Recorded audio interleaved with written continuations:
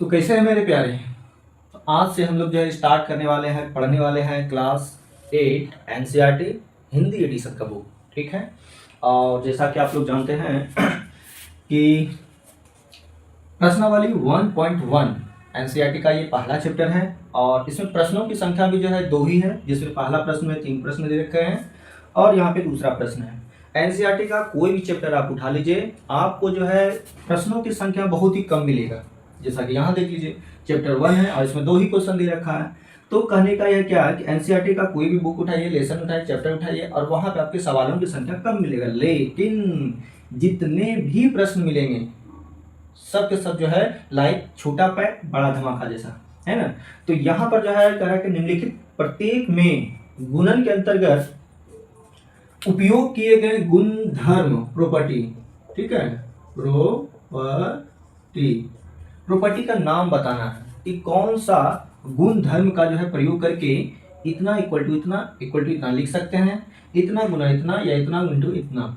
ठीक है, इसी तरह से ये तो कौन सा जो है प्रॉपर्टी का इस्तेमाल किया गया है इसको लिखने के लिए, ठीक है ना। उन प्रॉपर्टी का जो है नाम बताना, उस गुणधर्म का या फिर जो है गुण का जो है नाम बताना है।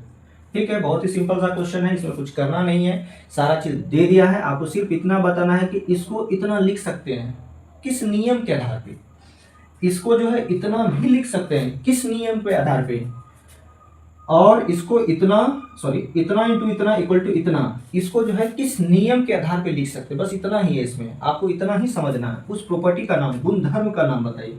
और यहाँ पे एक प्रश्न दे रखा है कि इतना इंटू इतना, देखिए ब्रैकेट का इस्तेमाल किया गया है, तो कह रहा क्या कि इसको जो है इस तरह के रूप में भी लिख सकते हैं, लेकिन किस नियम के तहत, किस गुणधर्म की सहायता से, उस गुणधर्म का नाम बता देना है।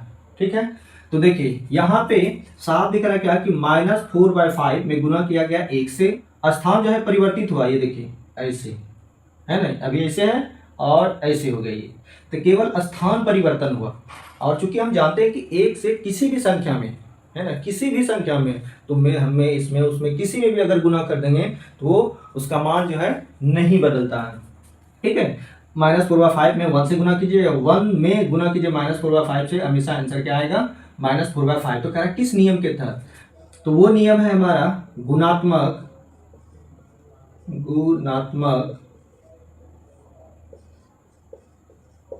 तत्समक 1 का, जो कि 1 से गुना किया गया 1 का, लिख दीजिए 1 का गुणात्मक तत्समक आइडेंटिटी, है ना।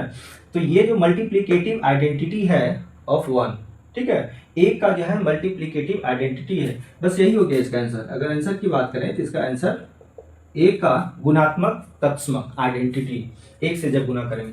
अब देखिए यहाँ पे आते हैं प्रश्न नंबर 2 पे। यहाँ पे देखिए इस उंगली को देखिए, ठीक है, ये देखिए पलट गया है। जब स्थान परिवर्तित हो, कहने का मतलब क्या, 2 गुना 3 बोले या फिर जो है 3 गुना 2 बोले, आंसर तो हर एक स्थिति में सेम आएगा, लेकिन प्लेस का जो है अंतर हो गया, है ना। देखिए स्थान परिवर्तित हुआ, उसको कौन सा नियम बोलेंगे, इसमें आपको आंसर देना है क्या, इसमें हो जाएगा हमारा क्रम विनिमयता का नियम, जिसको क्रम विनिमय नियम बोलते हैं, है ना, क्रम विनिमयता का नियम का या गुणधर्म। ठीक है, क्रम विनिमयता का जो है गुणधर्म अपनाया गया। स्थान जब परिवर्तित होगा इस तरह से, इसको सिंपल शब्दों में समझ सकते हैं कि A गुना B बोलिए या B गुना A बोलिए, आंसर हमेशा सेम आएगा। तो इस तरह का जो रूल है, इस तरह का जो प्रॉपर्टी है, उसको बोलते हैं क्रम विनिमयता नियम, ठीक है, या क्रम विनिमयता का गुणधर्म। तीसरा देखिए यहाँ पे, तीसरा है -19/29 इंटू 29/-19। देखिए किसी भी संख्या में किसी भी संख्या में अगर उसके व्युत्क्रम से, मतलब अपोजिट उल्टा से गुना करेंगे तो हमेशा 1 आएगा। ये क्या बोल दिया सर, तो हम ये कह रहे हैं कि कोई संख्या जैसे में 2/3 है और इसमें अगर इसका व्युत्क्रम मतलब उल्टा दीजिए इसको, तो उल्टाएंगे तो क्या होगा 3/2, गुना करेंगे तो क्या आएगा 1 आएगा, क्या है कि ये 2 कट गया, 3 कट गया, बचेगा हमारा 1। और भी एग्जांपल ले सकते हैं, जैसे में ये देखिए देखिए बनाने का तो तुरंत बन जाएगा ये प्रश्न, ठीक है, लेकिन थोड़ा समझिए, कॉन्सेप्ट क्लियर कीजिए ताकि आने वाले समय में आपको जो है परेशानी ना हो। -4/5 इंटू 5/-4, इसको गुना करेंगे तो क्या होगा, देख रहे हैं सेम संख्या इसी को पलट के उसमें गुना कर देंगे तो गुणनफल हमेशा क्या आएगा, 1 आएगा, सब कट जाएगा हमारा। तो इसको बोलते हैं गुणात्मक प्रतिलोम। क्या बोलेंगे, आंसर में यहां लिख देते हैं गुणात्मक प्रतिलोम, ठीक है। इसको मल्टीप्लिकेटिव इनवर्स, इसको क्या बोलेंगे, मल्टीप्लिकेटिव इनवर्स, गुणात्मक प्रतिलोम, ठीक है। यहां तक में कोई दिक्कत परेशानी कष्ट नहीं है। अब देखिए दूसरा जो प्रश्न दिया है, कह रहा क्या कि बताइए इसको ऐसा लिख सकते हैं, नहीं दिख रहा है, यहाँ देखिए, इसको ऐसा लिख सकते हैं किस नियम के तहत, वो नियम बताइए।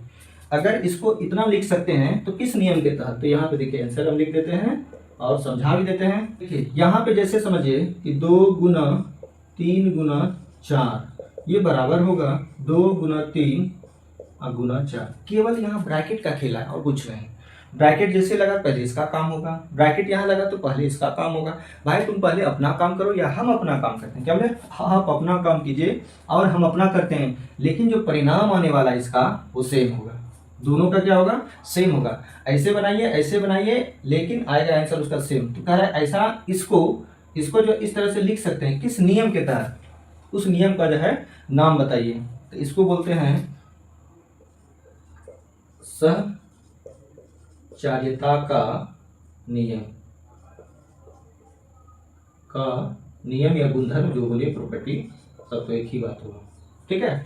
सहचार्यता या सहचारिता है ना, अलग अलग नामों से जानते हैं इसको, सहचारिता या सहचार्यता, इस नियम के तहत जो है इसको इतना लिख सकते हैं। बस यही था चैप्टर 1.1। कल जो है हम लोग पढ़ने वाले हैं 1.2 और देखते हैं उसमें क्या है। तब तक के लिए